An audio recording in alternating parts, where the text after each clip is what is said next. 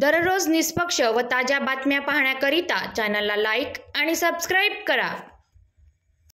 11 September 2025 रोजी लोधीखेडा मध्य प्रदेश येथे राहणारे अरविंद सहारे यांनी लोधीखेडा पोलीस ठाणे येथे त्यांची अल्पवयीन भाची बेपत्ता होण्याची तक्रार दिली होती।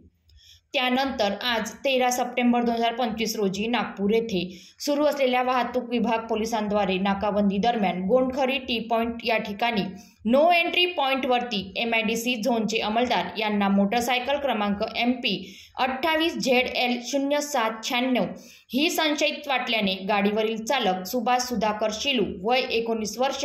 राहणार चौरे पठार छिंदवाडा त्याच्या पाठीमागे बसलेली 15 वर्षीय अल्पवयीन मुलगी यांना विचारपूस करीत असता ते उडवाउडवीची उत्तरे देत होते। मुलीकडे सखोल विचारपूस केली असता सुभाष याने मुलीच्या घरात कोणालाही काहीही न सांगता घेऊन आल्याचे कळाले असता लोधीखेडा पोलीस ठाणे येथे विचारपूस केली असता 15 वर्षीय अल्पवयीन मुलीची बेपत्ता होण्याची तक्रार दाखल असल्याची माहिती मिळाली असून नागपूर वाहतूक विभागाचे पोलीस अंमलदार यांनी दोघांना आपल्या ताब्यात घेऊन पुढील तपास करीत आहे।